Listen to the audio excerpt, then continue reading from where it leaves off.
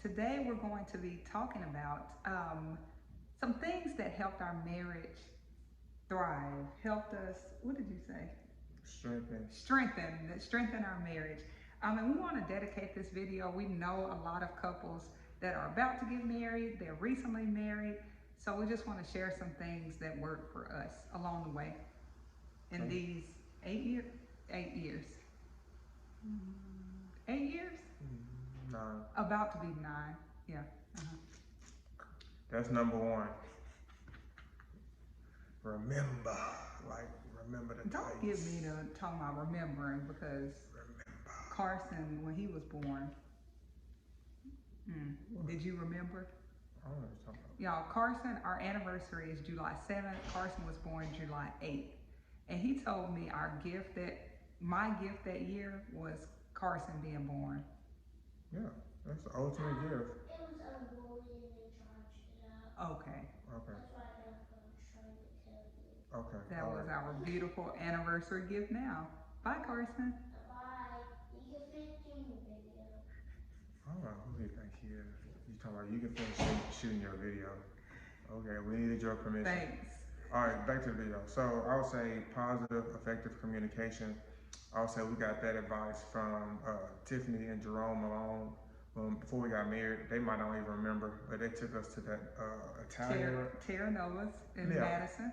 And they told, yeah, and that's one thing that has stuck with us, and that we've given a lot of advice to people when they just talk to us about marriage. That our friends or younger people that's getting married is just positive, effective communication, and that's important because you can communicate with your spouse, but it cannot be in a positive way, or it cannot be in the most effective way.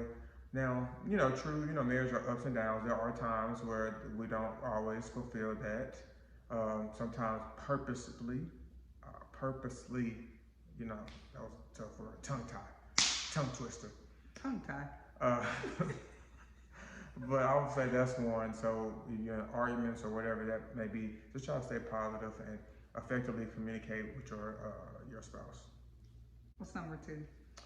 This every hill is not. What is going on? I'm hungry, y'all. She got me shooting the video and I'm hungry. Every hill is not worth dying over. And we got that from Johnny Markham. In one of his classes. He told us that don't make everything a big thing. Everything doesn't have to be just the end of the world. And that was more a lesson for me. Yes.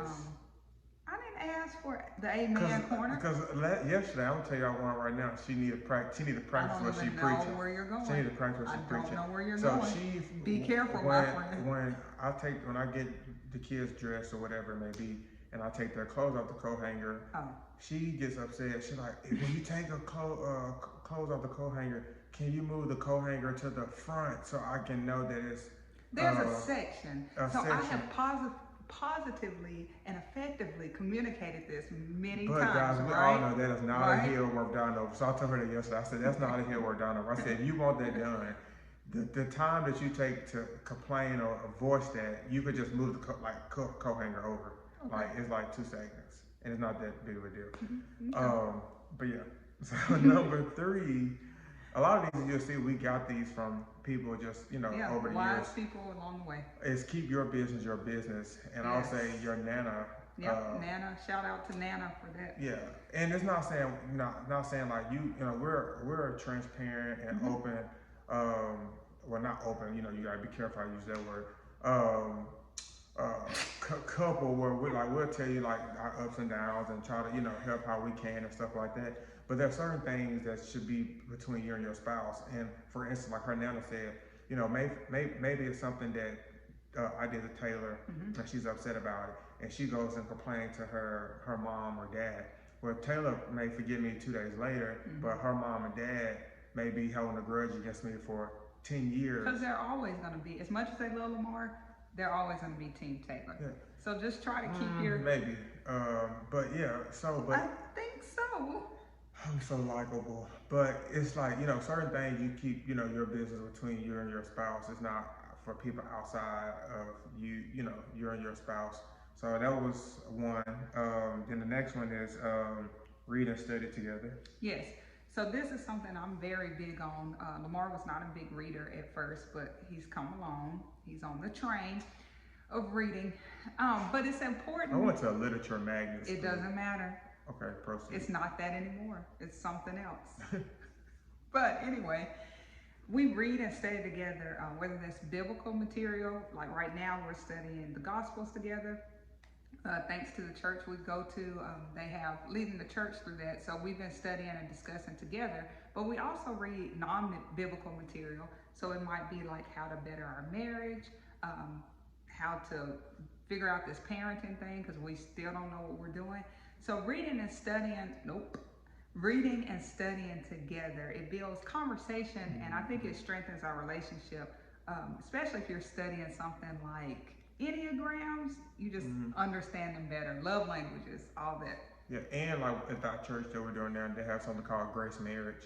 So it's like a kind of like a workshop. So just kind of how, for me, I'm a big in my career, like business wise, financial, legal. And so I learned, at a younger age, where I'm investing in those things, go to workshops and resume and talk to people. Professional development. I need to do the same thing for my spiritual life, and also and our marriage. Our marriage. So just investing back in it. Then the next one I would say is keep dating and falling in love. So just continue to date, especially, with kids or without kids, you can kind of get into the day-to-day routine and just kind of, see your spouse, say hey, bye, and just kind of miss them. So just keep dating. Before pandemic, we would go every other Friday and do a day date while the kids were at school. It don't have to be anything extravagant downtown. It could just be time where you go on the porch and you just kind of talk, not about the kids, but just talk and just, catch up. So just little bitty things like that, just continually to get to know your spouse. Yes. Then the other one is identify and have a friendship with couples ahead of you, right with you, and also behind you. So this is something I adopted from someone else. I actually heard a sermon on this, but it's important, I think, to have those 3 different groups of couples. So the first one being those that are what? Ahead of you. Ahead of you. So those are the people that you look to. They're like your mentors. For us, those are people that are telling us about retirement, or in how to invest, or different things of that nature. Can you think of something else? I thought this is more so for marriage. Yeah, that's our marriage. Yeah, but you said retirement. We do learn from them for stuff like that. I'm going to reap from your retirement. Yeah, she just draining like a cash cow, y'all. If I come up missing, she should be the first primary assistant. So not true. But what else do we go to them for? Just wisdom. Day to day, like those. Wisdom. They've already had kids. Yeah, you'll get through this. And about certain situations, like I have a mentor, for work, spiritual mentors, people you can talk with. So they're ahead of us, not necessarily older than us. They just been married longer. Yeah. And then those right with you, Lamar always gets on to me. I know what you're about to say. These are the people you do life with. This phrase. So these are the people, y'all are kind of in the same pace with your career, your families, maybe you're raising kids at the same time. So these are the people, your go-to people that you're talking to very frequently. When Lamar gets on my nerves, and I'm like, girl, what did you do in this situation? Or my kids are not acting right. Got any tips? So these are the people that you're doing life with. And then those that have been married less than you, those are people you get to mentor and pour back into and share your experience.